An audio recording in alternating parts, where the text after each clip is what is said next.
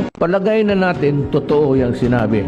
Papalagay na natin totoo yung sinabi ng human rights. Na sino nakinabang yan? Ako. Ako ang nakinabang, pamilya ko. Nakinabang sila dyan sa patay na yan. Sino? Sino nakinabang? Kayo, ang anak ninyo, ang bayan natin, ang nakinabang. Sino nalagay sa alanganin?